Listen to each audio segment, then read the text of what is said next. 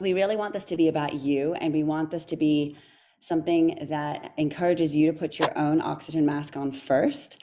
So we want to inspire, celebrate, and support you. So anytime that we're asking you to think about tasks and things, we want it to be not student-centric. We want it to really be, how can this help me? One more, there you go. And the themes that we discussed last month are, we covered obviously resilience, self-care, kindness, expectations, the power of belief and how they tie into our sense of purpose. We also had some amazing feedback as to what those strategies might be for people in their own life, everything from deep breaths to listening to music, having your daily affirmations. So lots of really good advice there, and we'll share those again on Slack later tonight. Then this summit, we're super excited to be inviting some mystery guests who have definitely been in your living room at least once or twice. For everyone, if you can, just mute so that we just don't have background noise. That would be great. But we are going to be talking about the power of curiosity and wonder. And again, that's how it applies to you, not your students. So we don't want to know about the inquiry mindset and how that helps students. We want to know about how the inquiry mindset can help you. Here was an amazing quote by the Dalai Lama, which says, when you talk, you only repeat what you already know. But if you listen, you may learn something new. So that was an amazing quote from the Dalai Lama that I wanted to share with you all because I just thought it was so poignant.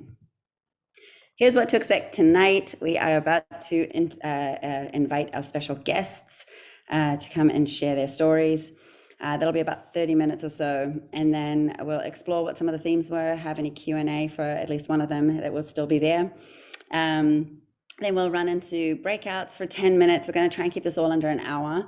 And there we want you guys to share what was the big aha moment for you tonight, and then collectively you guys can strategize how could this be helpful for you in your daily life as a teacher. And then we're actually going to come back as a group after that and share back all of those strategies. So that's what today will look like. We'll go through that again in a minute. But this is time now for Guess the Guests. What do a book light, a rose obsession candle, a red carpet ready hand hydration gloves, a ring, and a box full of love have in common? It was, after all, Valentine's. I call it Valentine's month. Well, our next guest. So we have an author, 2 Emmys to our name. They met through work, and both of them produce. Now, before you guys know who the speakers are, and before we even put the poll out, I would love to know, what questions could you ask somebody about curiosity and wonder without knowing who it is that you're talking to? So if you guys can ask those questions and pop them into the comments, we're actually going to tackle some of those questions. So anyone, if you guys can just think of a question that you could ask somebody, you don't know who it is yet, but what's a question about curiosity and wonder that we could ask our guests, not knowing who they are? So just pop that into the comments. And you can keep, as these progress, you can keep obviously using the chat for these things, but we definitely want to be asking some kind of interesting question. I always think it's fun to ask a question without necessarily knowing who we're talking to. A couple of them are trickling in. This is great. All right, maybe it's time that we release the poll and you guys can guess who our mystery guests are.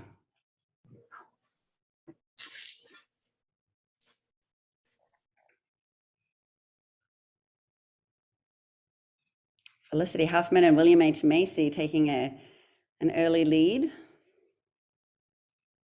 followed by Chris Harrison and Lauren Zima, and then Chrissy Teigen and John Legend. All right, is there anyone else? We've got a couple more to come in, all right, I think we're going to close it here. So it came in at 50% of you thought it was Chris Harrison and Lauren Zima. 42% of you thought it was Felicity Huffman and William H. Macy. And 8% of you thought it was Chrissy Teigen and John Legend. So without any further ado, here we go. I'm just sharing the results so you guys can see that. All right. And then without any further ado, let's unveil our mystery guests. Please, please, please welcome to the show the fabulous Lauren Zima and Chris Harrison. So without further regard, I mean, first of all, the Emmys actually belong to Lauren, and the author is Chris. And they're two of my favorite people in the entire universe. So I'm super excited to invite them. They've also asked more questions than anyone I know. So I'm going to stop sharing my screen for a second and we can welcome them appropriately. Hi, guys. That was such incredible guessing, and thank you for having us. I have to tell you, the best part is that the second option being William H. Macy and Felicity Huffman, I interviewed William H. Macy earlier today for his new show, The Dropout, and I'm at the red carpet for it right now. So that was incredibly relevant. I didn't know that. I talked to him earlier. I really didn't know that. That's funny. I think the other takeaway is nobody knows who Ruby Rose or Katie Lotz is. That is not true. That is not true. We're going to need you to up your Batman show. Yeah, no, she's pretty. If you say Rose and celebrity on Google, that's who comes up. So meet everybody. Yeah, so we're lucky enough to have Lauren from the red carpet, literally, and Chris somewhere in Texas. So thank you guys again. And one of the things that I've noticed, can you guys hear me okay? Somebody's breaking up. Hopefully everyone can hear me. So I'm just curious whether you were always like this. You guys have asked a lot of questions when I've seen you at any kind of events or even in your work life. You've always been super curious. So were you always like that? Or is this something like as a child, did you ask a lot of questions or did you learn this? That's a great question. I will jump in. I think the curiosity often starts with creativity. I was like a very artistic child and very theatrical. And so then I think in creating scenes and characters in my head, then that spurred curiosity because I wanted to know, where these characters could be from or what they were about and that kind of thing. And then I think it grew so much because my mom really found that early on. And she very early on got me into writing workshops where incredible teachers fostered that in me. So I've never thought about it before, but I don't know if I asked a lot of questions as a kid. You'd have to ask my mom and she'd probably say yes. And it was very annoying. So what about you, Chris? I think, Lauren and I could not be more different as far as our theatrical. I grew up playing sports and I worked in the news business. And so really until journalism school and until working in news, I don't think I really grew that true curiosity. And I don't know if it's different for guys and girls, but the curiosity angle really began when I became a newscaster, when I became a sportscaster, and learning that craft and learning that trade. I was into play-by-play, and even as an early kid, I loved doing play-by-play for sports. But yeah, that curiosity is something I think grew college, post-college, and really professionally.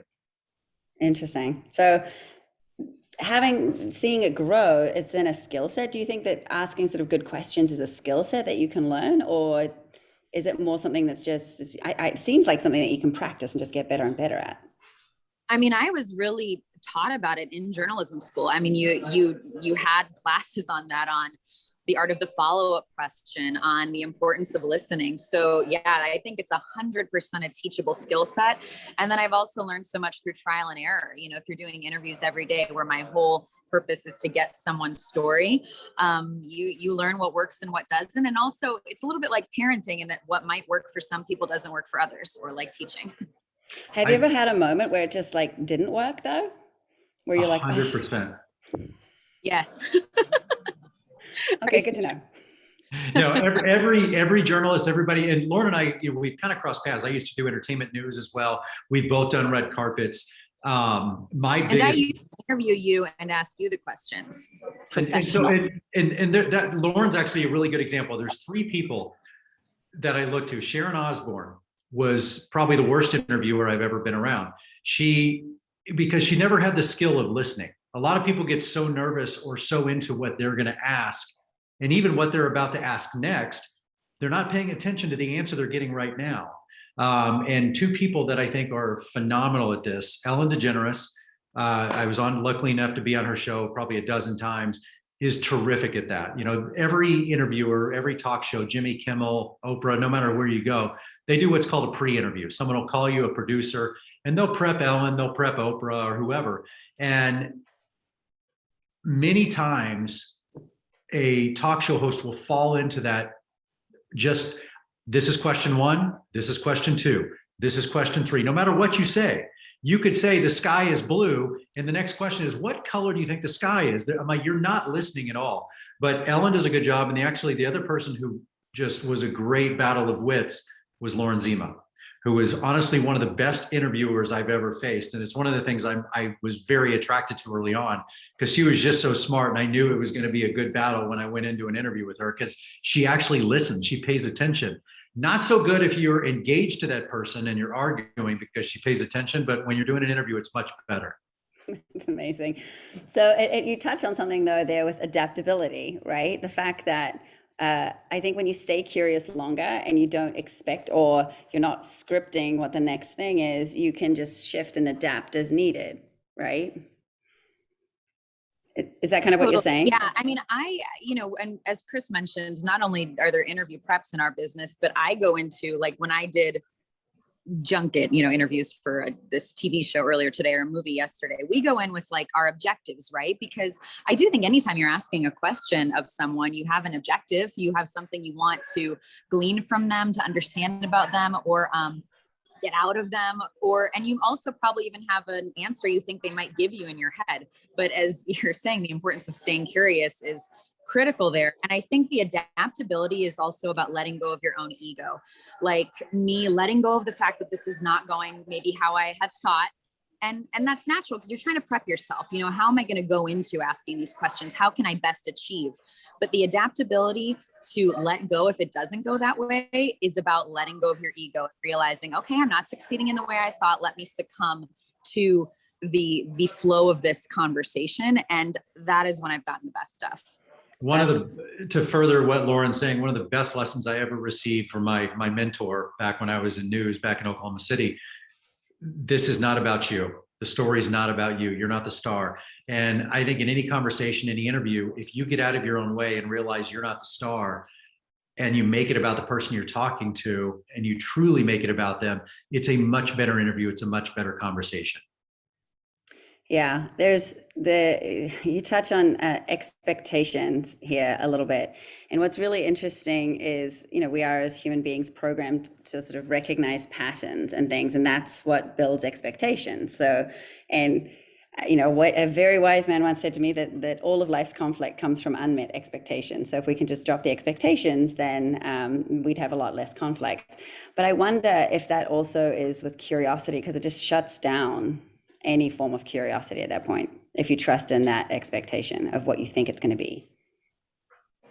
Totally. I mean, again, it's a catch-22, right? Because you want to work hard. And I think part of a way to make yourself work hard is to have an expectation of yourself and of the situation, and to be trying to meet a goal. But yeah, I mean, literally earlier today when I was doing this interview, I'm like,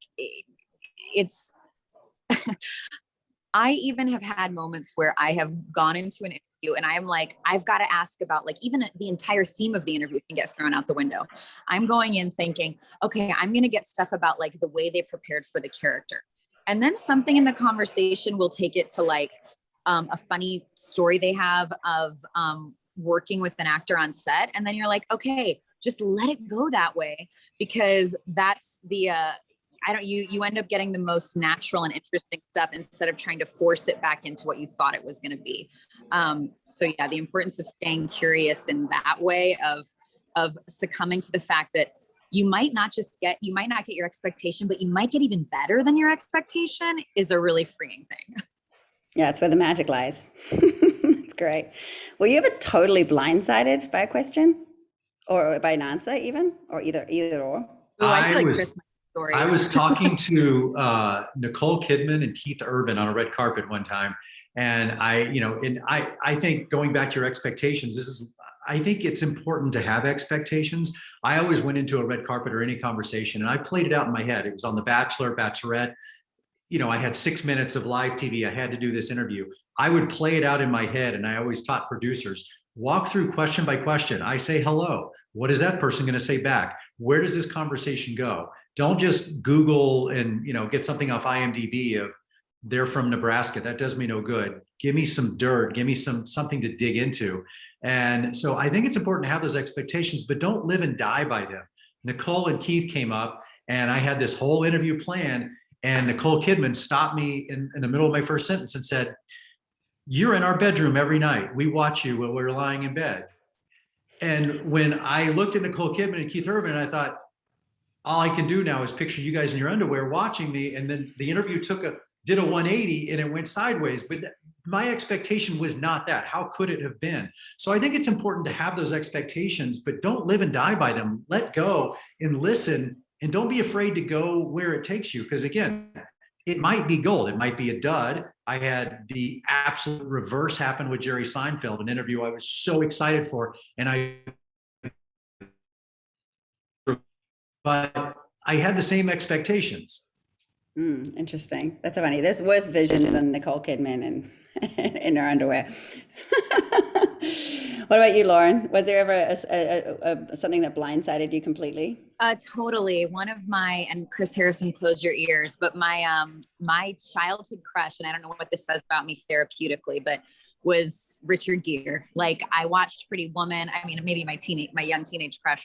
And so he was one where I was a little nervous to interview him. And I was on this red carpet interviewing him, and I'm like, asking him, which, was one of our planned questions, like, you're one of the original sex symbols and you still look great all these years later.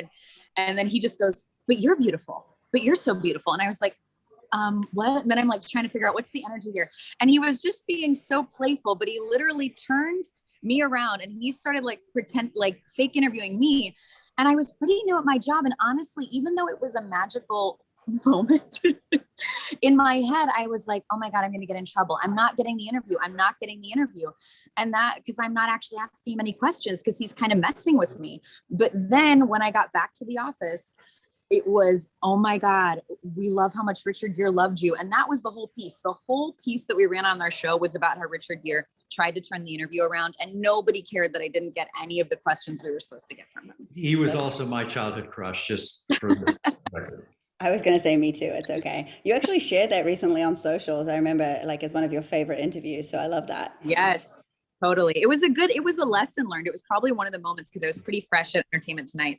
And that was one of the moments where I learned to give in. And now I really do it all the time. And truly, 99% of the time, those moments where I gave in and forgot about my intention and let the conversation go are the ones that end up being, as Chris said, the best. You have to realize I've been on both sides. I've done the interviewing and I've been interviewed 1,000 times. And you're being interviewed 1,000 times, you're on the red carpet, whatever. You want to have fun. You're trying to have fun with people. And if an interviewer will do their job, which is kind of get out of the way and let you enjoy that moment, it's the ones who kind of just make it all about themselves, or they don't ever really listen. And that's the thing. It's pay attention, whether it's body language, whatever you're need to be watching, pay attention and listen, because very few people do. And it seems like it's such an easy thing to do and to say, just pay attention, listen, watch this person. Are they enjoying it? Do they think you're funny? But it's actually a really tough skill. So what are you looking at exactly there? Is it the silence? Is it also what they're not saying? It's obviously body language, but what else are you reading? When you say pay attention, what are we paying attention to exactly? I mean, I think it's a spectrum, body language for sure. I will see on a red carpet, and I'm sure Lauren's the same thing. When you hit the right chord, you can literally see their shoulders drop, this smile, and they're like, oh, I'm about to engage. And it's like, I got you. But then there's times when it's a wrestling match and you're just not getting anywhere. And so you got to be able to navigate and change tact a little bit of okay, the questions I'm asking are not working. I need to go less personal or change topics altogether. But when you have somebody on the hook, it's almost like fishing. When you got one, don't let them go. And, you can see them looking around on a red carpet. Are they completely ignoring you or looking at what's next? And look, sometimes it's a hectic situation and you just can't get them all the time. But paying attention to those little things are uber important. mean, watching for when you elicit emotion, like the spark in someone's eyes, that they got happy, that they got, I watch people's eyes so much when I'm interviewing them. As Chris said, to see if they're looking around and moving on, but yeah, to find that emotion. And I'm sure you'll talk about this more, Nadine, but just because Chris mentioned listening, I had to learn to stay quiet because we're doing these timed interviews, in a junket interview, you've got 7 minutes with someone. And again, I've got to hit all these beats. And I had to learn, if you hit 4 of the 7 beats, that's fine, because for the rest of the time you stayed quiet, you let someone give their answer. And again, the conversation took that natural flow. And in staying, it's hard to stay quiet, right? Like we feel uncomfortable. We feel the tension in the room. We feel like, are we making them uncomfortable? But especially when someone's emotional, like I think a lot of the time interviewers will try, and this is, Chris mentioned making it about you, but sometimes even in a way of trying to relate, we try to like bring up an experience we've had, right? Like, oh, someone you love died. Well, this person I love died. And it's not wrong. It comes from a place of a desire to connect. But sometimes that just listening, that staying quiet instead of trying to relate is a lot more powerful. And that's one where I kind of gauge it moment to moment, but I had to learn to listen for sure. Cause you're like, it's not natural, right? We all want to fill that silence. Totally. I think especially with these Zoom, any teacher, by the way, who's had Zoom classes recently where you have these awkward silences, these awful transitions where people are trying to unmute themselves. It's just, it's so hard. And then, the other one is just when it's an uncomfortable topic for people and they don't really want to answer. Honestly, I headed into this thinking, I know we're going to talk about questions and answers, but I think I actually would like to also interview these teachers about what it's like to do, because you guys are so selfless and you do this so much all the time with kids of all ages, and it's very powerful. Yeah, I agree. These are the superheroes for sure. But now I'm all thrown. No, it's so true. Does it show up in your own life too, the curiosity? Like, is it something that you also look at, self-reflect and sort of ask yourself some of these questions? Because you talk about, one of the things that you touched on just now was actually trust in a weird way, because when you elicit that emotion from people on a red carpet, or they sigh and their shoulders go down a bit, what that really is in many ways is trust, right? They trust you. They've built a relationship, a connection with you. Do you do the same thing with yourself? I don't do it with myself, but I do it in my personal life. Like I've changed the way the last 19 years of being on The Bachelor and interviewing people and being in the most uncomfortable conversations ever. But we all have this thing that Lauren was alluding to of wanting to, I always call it relieve the pressure in the room, like relieve that tension. And when you ask somebody a very tough question about a relationship, about emotion, and when they don't immediately respond, you want to save them. So you jump in and you have this, well, yeah, I'm sure and you start answering for them. Don't. And that is one of the toughest skills I ever learned. I would sit for minutes. I could go for 5 or 7 minutes with someone. It was like, Robin Williams and Matt Damon, in their therapy sessions of just stay silent and let them talk. They're thinking. And if you don't give somebody the chance to formulate their own thought and finish that thought, you're going to throw them off. And so it's one of the toughest things to do with a kid, a student, you're in an interview, but staying silent and waiting for their response is really powerful. And often I would sit there with bachelors and bachelorettes and we would be totally fine. And all of a sudden, after a couple of minutes, they would just start crying because they're going through something. And if you don't allow them to go through that, you're kind of ruining that moment. Yeah, you're processing it for them. Yeah, and I think it's come in my personal life too. And like, it's helped me connect with people, like the art of the follow-up question, because how do we connect with people through their passions, and through staying curious? Like there might be something that I don't care about that much, but if I ask someone a question and watch them light up about it, whether it's like something they're passionate about or their past, and then you ask that follow-up question, okay, well, now they realize you care. And then on that second follow-up question, oh my God, they're like telling you everything, I've actually been told before I get a little too interview heavy on a first date. So Who told you that? Maybe Chris Harrison. Maybe I asked him 50 questions on date one. But yeah, it's even if you think like, I used to think, okay, make sure to ask a follow-up. And now I'm like, what's that second follow-up? What's question number 3 in the row? Because that's really when people know, oh, you're not even just checking boxes, like you really care. And speaking of, I'm sorry to do this. The red carpet is beginning, everybody. Yeah, so we're going to let you go. We're going to let you go, but Chris Harrison's going to stay with us. Good luck for the red carpet. And Hope thank you lots all of good questions. again. Teachers, thank you thank you for everything you do. And I saw somebody say M-I-Z, and I say Z-O-U because I'm a big Mizzou grad and a proud Tiger. Thank you guys for everything and for your time. Nadine, thank you. Bye. Bye. Bye. All right. Now it's just with Chris. Thank you so much, by the way, for giving us some of your time tonight. But while she's gone, though, now you can tell this great story. Now we can talk about her. I know. Let's talk about her behind her back. But you do have this incredible story. You've obviously asked a pretty important question recently. That was a really softball for you to hit. Big question that changed both our lives. Exactly. Can you tell that story? Because it's such a great story. You're talking about my proposal to LZ there. It was, talk about learning the craft. I think something that's huge we didn't really talk about was know your audience. It's a win and wear thing. If you're on a red carpet and George Clooney walks down, and George Clooney is one of the best interviews ever. I think it's because his dad was a newscaster and he was always so giving and so kind. He would stop everywhere and he would always look you in the eye. You were the only person in the room and he would give you an amazing interview. And I always respected him for that, no matter what. But knowing that, if you went too personal or you pushed him the wrong way, he's willing to give, but don't try and, if someone gives you an inch, don't try and take 2 feet. And that went into a proposal as well. Know your audience, know who you're talking to and where you're going to be. For example, Lauren Zima, a great example. She's not an athlete. She doesn't love sport. If I had taken her to, a sporting event and proposed on the Jumbotron, it would have been the biggest disaster and you guys would have seen it on SportsCenter. But, for some women and some guys, that's a dream come true.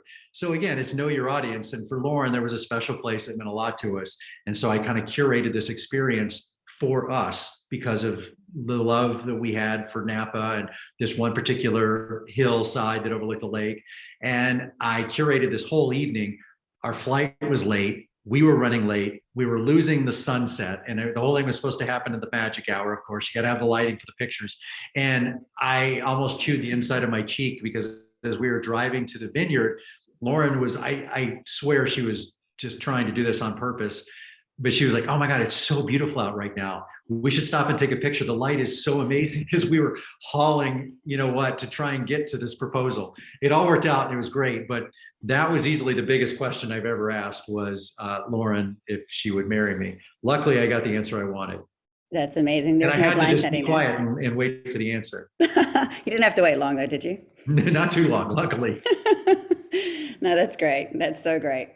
All right. But she really is. I mean, one of the things I really fell in love with and admired, she is a terrific interviewer. She's one of the best I've ever run across. She is so smart and quick. And I really had to watch. I mean, most interviews, and I hate to say this, I could do them with my eyes closed. I've done so many and you just kind of it's kind of mindless. She would be paying attention to everything you said and bring it back up later, or even something I'd said a year ago. And I'm like, oh my gosh. And so just having that intellect and listening and really paying attention is such a skill set. It really is. And she's terrific at it. It's probably why she has 2 Emmys and I still have 0. That's awesome. That's awesome. I'm just going to turn to a couple of the questions that people asked before they knew who it was. So one of them was, what inspires you? I mean, professionally or personally? Because 2 very different things. It's kind of like when people ask me what was my favorite thing about The Bachelor. I'm like, well, 2 very different things, because my kids grew up on the show. We traveled a lot, and those are the things I remember. And so, I mean, if you ask me the things that inspire me, my 2 kids, Lauren, my family, pretty much full stop after that. That's what inspires me, and my close group of friends. But professionally, I love what I do. I've always, luckily I grew up with an amazing mother who always just said, if you love what you do, you'll never work a day in your life. And I've always loved, I found sportscasting in college. I went into newscasting and sportscasting. I did everything from cover the bombing in Oklahoma City back in 1995 to chasing tornadoes. I've done game shows, home and garden, red carpets, and obviously The Bachelor. So I've loved all of them for different reasons, but I love creating TV. I love producing TV. I love it when it works. When you create a moment, whether it's on a red carpet, I'm sure you guys get the same thing. When you're in a classroom and you reach somebody and you really just touch someone's life, there is no better feeling. And only a great teacher can do that. It's this superpower. And when you have that skill set, it really is second to none. Great coaches do it, great teachers do it, great interviewers do it. And when you got somebody, it really is just that magic moment. And that's my drug. It truly is just a magic pill that I live for. I love that. I'm going to combine these next two, which was, so what keeps you curious? What keeps you sort of in that moment of curiosity? Is it relationships? I've been doing this for so long. I've been doing, professionally, longer than I like to admit, but the better part of almost 30 years now. And I've never grown tired of it. Yes. I mean, after 19 years of The Bachelor, it got very formulaic and there were certain things you come out and say, this is your final rose tonight. Enough, it gets a little old, but the interviews and when you got a moment and they needed you to go get a moment, those were the golden things. And a lot of times it's moments that no one will ever notice. Especially during a live telecast. I hosted Miss America for many, many, many years. I think I was the second longest running host next to Burt Park. And one of the greatest moments ever in the history of me hosting live was they were supposed to go to someone else doing a quick interview backstage. And I was walking off stage and all hell broke loose. They couldn't find her. And so the director in my ear was like, stop, look at camera 2, go. And I just stopped and on live TV just started filling time.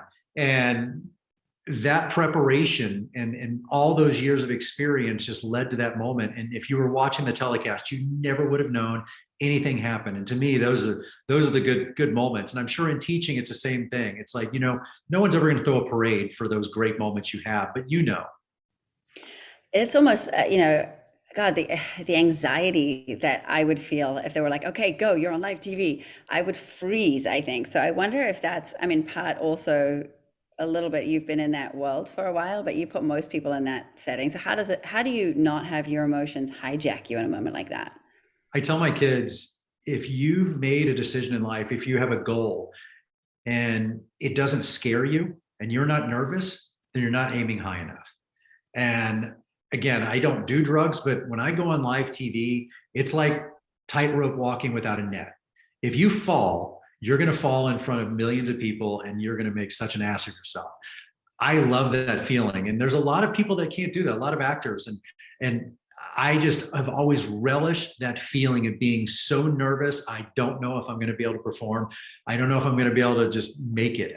The craziest moment I remember was the first year I ever hosted Miss America. I was not really qualified to do it yet. It was pretty early days of The Bachelor, and they gave me the 3-hour live telecast by myself. And I had to start with like a 60-second walk and talk. And you're in Atlantic City. There's probably like 15 to 20,000 spectators in the arena, and you're on a huge stage and you're live around the world. And there's a big camera out in the middle of the audience, and you're trying to read the teleprompter as I'm walking down 2 flights of stairs.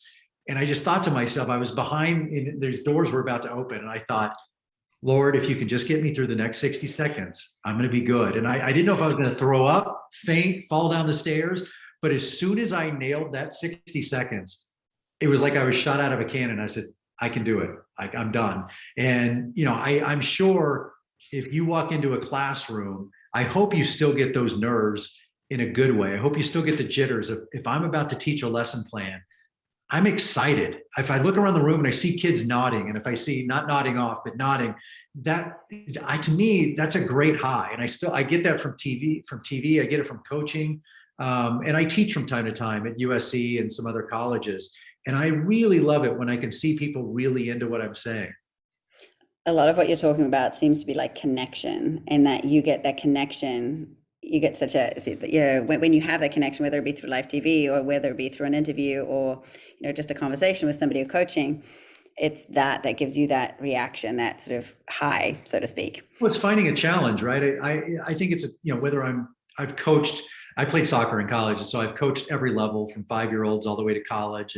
And when I've taught classes as well, and then I go to Bachelor World and I'm sitting there across from somebody and I need to elicit some emotion and it's live and I only have 6.5 minutes to do it.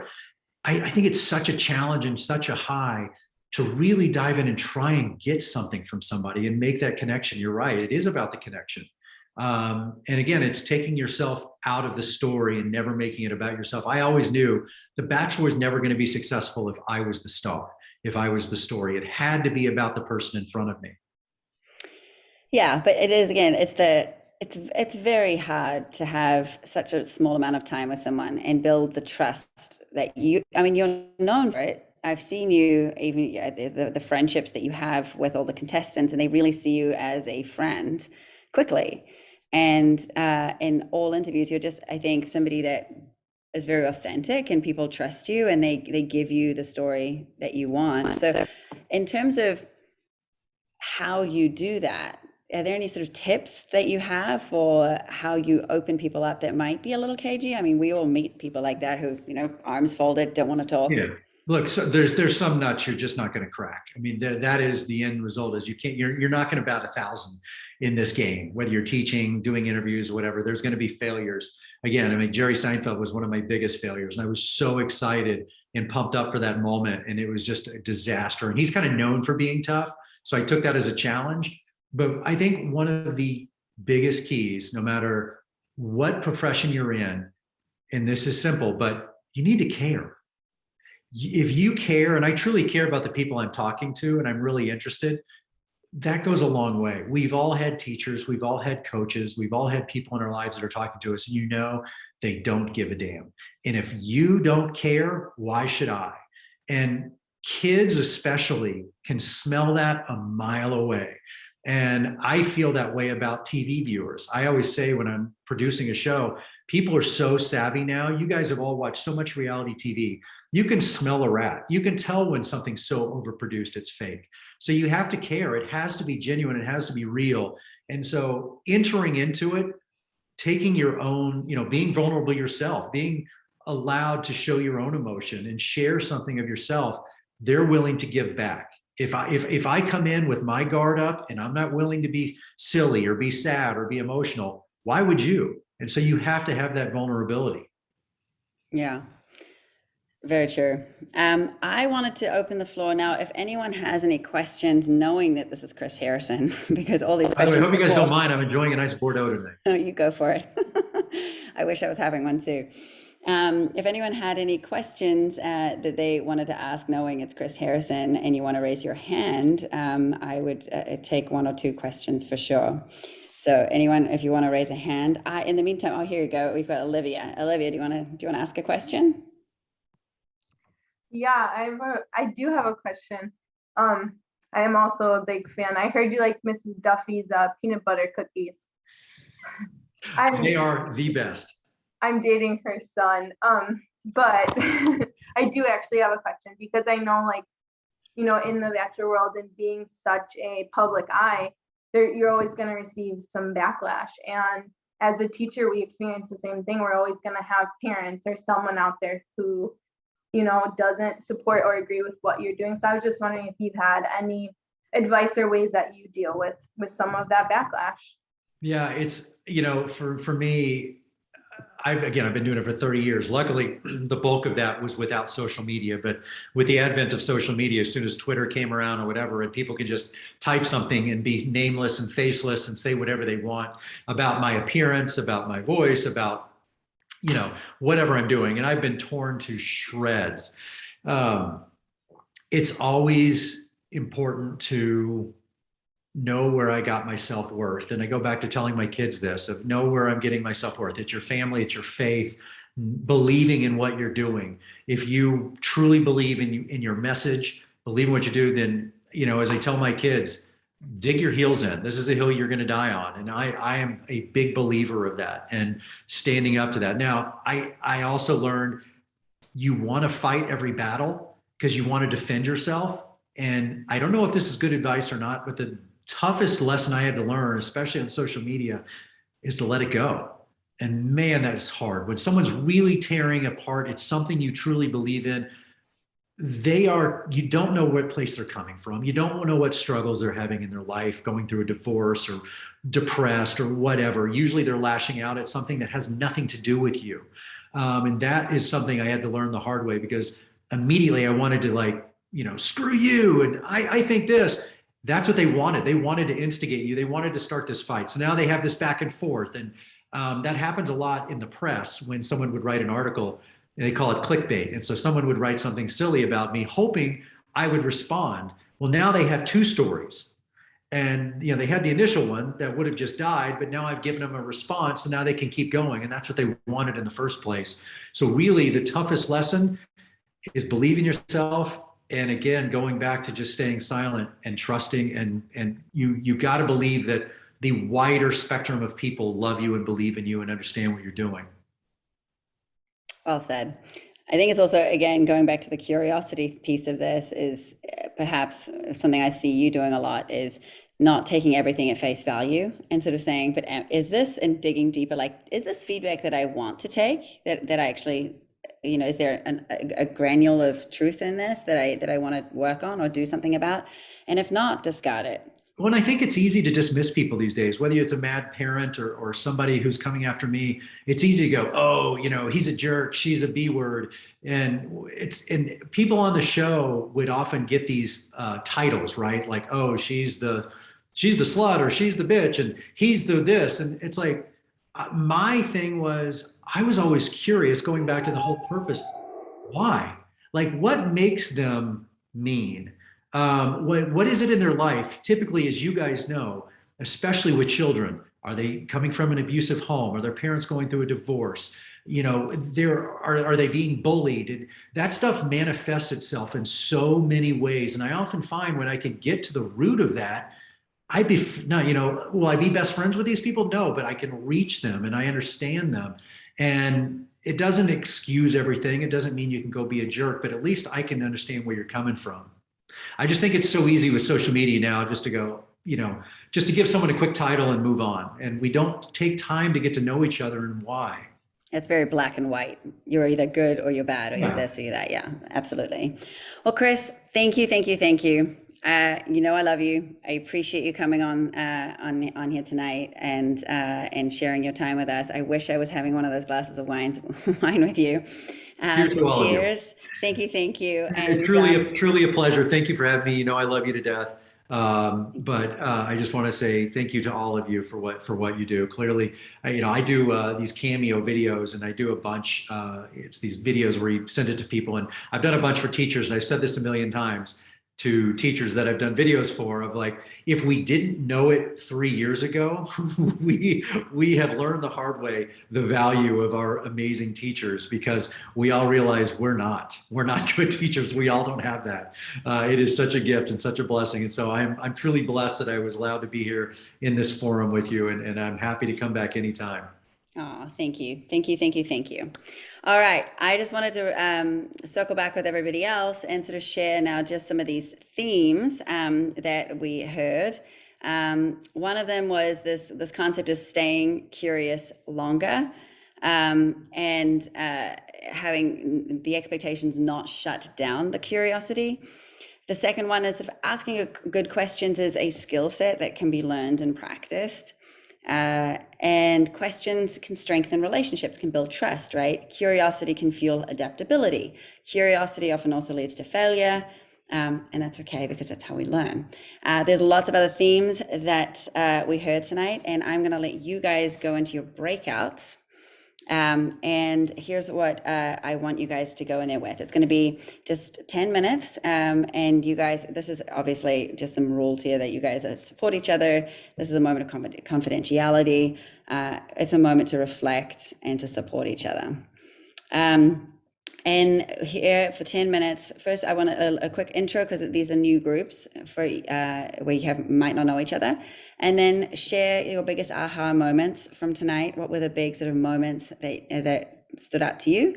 And then collectively as a group, think about one strategy from tonight that you'd find helpful in your life for you, not for your students, but for you. So collectively, and then we're going to come back and we're going to share those back.